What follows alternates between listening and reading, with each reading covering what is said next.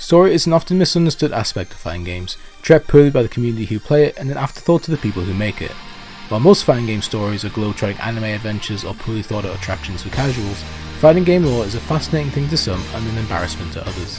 I happen to fall into both categories, so join me as I regale you with some of the many stories told to us from fighting games.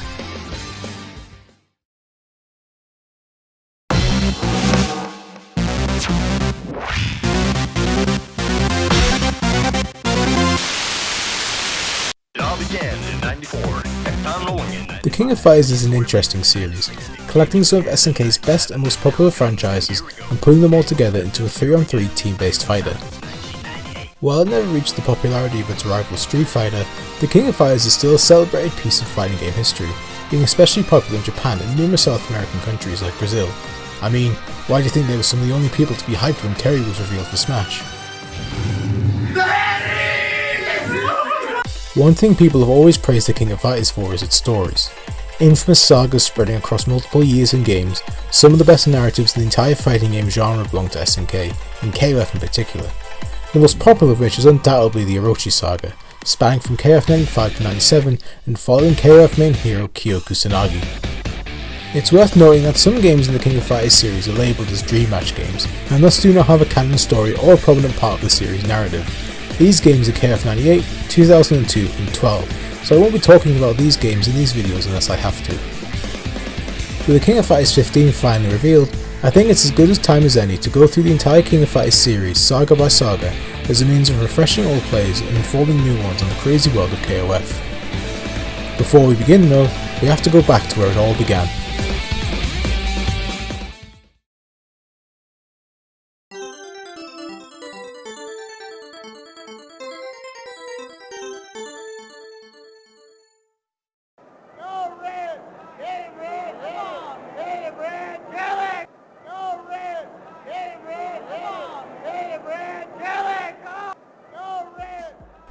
While not officially a part of the Orochi Saga, the King of Fighters 94, the first game in the series, still holds some relevance to the events of later games in the series, mainly KOF 95.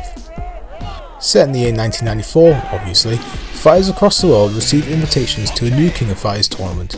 Originally hosted by Southtown crime kingpin Geese Howard, this tournament is hosted by the mysterious R. Different from previous tournaments, entrances consist of teams of 3 people, no more, no less. 24 fighters enter the tournament, consisting of 8 teams of 3. Making up the Fatal Fury team are the heroes of the titular franchise Terry Bogard, brother Andy Bogard, and longtime friend Joe Higashi.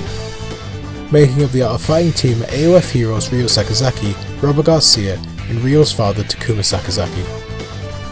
The Ikari Warriors team consists of Commander Haiden and his 2 subordinates Ralph Jones and Clark Still. Athena Asamiya, Seikensu, and Shin Gensai make up the Psycho Soldier team, named after their ability to use the powerful Psycho Power. King, Mai Shiranui, and Ryo's sister Yuri Sakazaki make up the Women Fighters team, formed after Yuri ran away from home due to her family refusing to let her participate in the KOF tournament.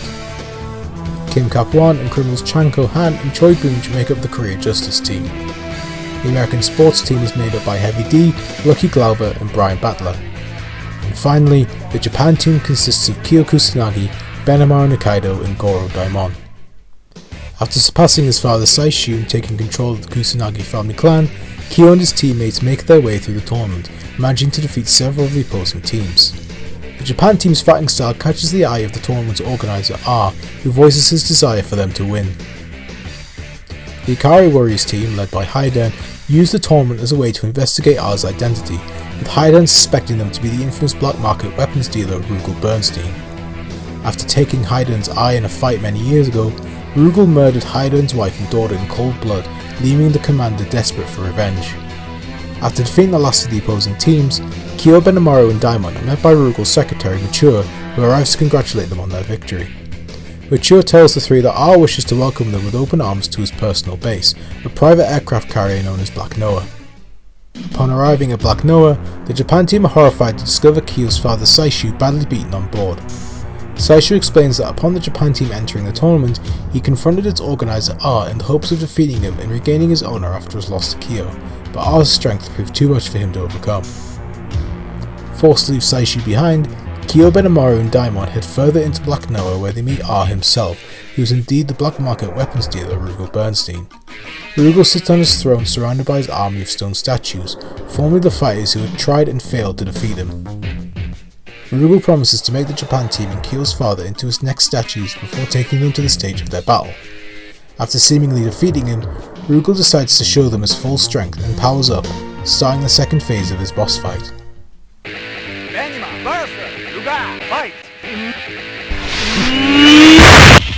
Despite his increase in strength, the Japan team are able to overcome Rugal's surge in power and defeat him to win the 94 tournament.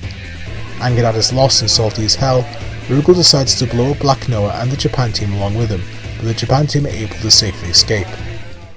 The Ikari warriors arrive at Black Noah in time to see its destruction.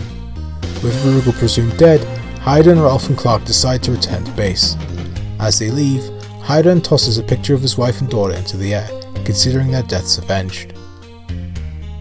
After their victory over Rugal, the Japan team decide to go their separate ways, with Kyo going abroad to continue his high school studies despite being 19 years old. With Rugal assumed dead, the fighters of the 94 tournament return to normality, until they are once again called to fight.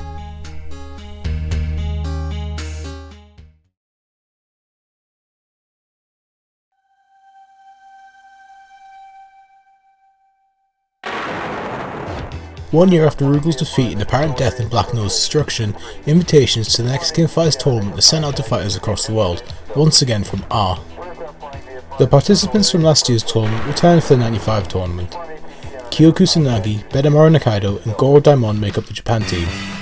Terry Bogard, Andy Bogard and Joe Higashi make up the Fatal Fury team. The Art of Fighting team once again consists of Ryo Sakazaki, Robert Garcia and Takuma Sakazaki, while the Ikari Warriors are made up by Haiden, Ralph Jones and Clark Still. The Psycho Soldier team is made up by Athena Asamiya, Seikensu and Shin Gensai. The women fighters reunite once again and consist of King, Mai Shiranui and Yuri Sakazaki. Kim Kapwon reforms the Korea Justice team and brings along Chan Ko-han and Choi Boonj. The American sports team are the only team from the 94 tournament to not return in 95, with their invitations having been stolen by their debuting rivals team, featuring Howard Crime Syndicate member Billy Kane, Kyokuken Ryu rival Eiji Kisaragi, and the mysterious Yori Yagami. The three are put together by Geese Howard himself under orders to investigate the new KOF tournament and its organiser. Unknown to Yori and Eiji, however, is that Billy has personal orders from Geese to badly beat the Bogard brothers due to their constant interference in Geese's plans. It's worth noting, by the way, that from this point on in the series, the year after each title does not reflect the year the game is set in, and the ages of characters does not advance from this point. For example, Kyo is 19 years old in KOF 94, but is 20 years old from KOF 95 onwards. After receiving their invitation from Rugal's new secretary Vice, the Japan team discover that Rugal is indeed alive and enter the tournament to stop him. Rugal receives updates from Vice as the Japan team make their way through the tournament, eager to gain his revenge over last year's defeat. After defeating the rest of their rivals, Kyo, Benimaru and Daimon are ambushed with gas, knocking them unconscious. The team wake up in an abandoned missile base taken over by Rugal, who greets the waking Japan team himself. Instead of taking on the Japan team himself, Rugal reveals that he has kidnapped and brainwashed Kyo's father Saishu and has him attack his son's team as revenge for their victory the previous year. Despite having to fight his own father, Kyo and his teammates are able to defeat Saishu and restore him to his former self. Angered at Saishu's defeat, Rugal confronts the Japan team himself and uses a hidden power to transform himself into the beastly Omega Rugal. Despite his immense strength, the Japan team are able to beat Omega Rugal. Though stunned by his second defeat, Omega Rugal vows to return before completely disintegrating into nothingness, evidently unable to control his hidden power. The Japan team are confused by Omega Rugal's explosive end and wonder what happened to Saishu. Kyo is confident that his father is still alive and will find his own way home, as the victors decide to return home to Japan together. Unbeknownst to them, Saishu watches the Japan team depart as he advises Kyo to strengthen his skills for the greater battle yet to come. The Ikari warriors observe Omega Rugal's self-combustion from afar. Haida notes Rugal's position as a pawn in a greater game, and that someday the Ikari warriors will have to fight again. As backup arrives, Haida tells his deceased wife and daughter the battle is finally over and that their deaths are avenged. Having been knocked out of the tournament earlier, the Fatal Fury team gather near the rocks as they catch the aftermath of Omega Rugal's defeat. Joe voices his confusion as to what is going on, as Andy theorizes that Omega Rugal is simply unable to control his power, though he shows concern at the presence of an evil shadow. Joe and Terry show their concern over the unnatural feeling Omega Rugal's power gives them, with Terry fearing they may have to face it in the future, though he also notes that it could possibly have nothing to do with them. Unable to do anything for now, the three put their hands together as they vow to meet again when the need arises, before going their separate ways. Meanwhile, back in Southtown, Geese Howard is informed of the outcome of the tournament. Geese laments Billy's failure to follow his orders, but states that next time he'll be in charge of investigating the KOF tournament before promising to beat Terry again. Iori, Billy and Iji watch as Omega Rugal dies following his defeat by Kyo, Benimaru and Daimon. Iori mocks Omega Rugal for having tried to use his hidden power, saying that only those of the bloodline can handle it. Claiming that only such a power can belong to him, Iori attacks his teammates, brutally beating both. Iori then vows that Kyo and the Kusanagi clan will be next to be exterminated.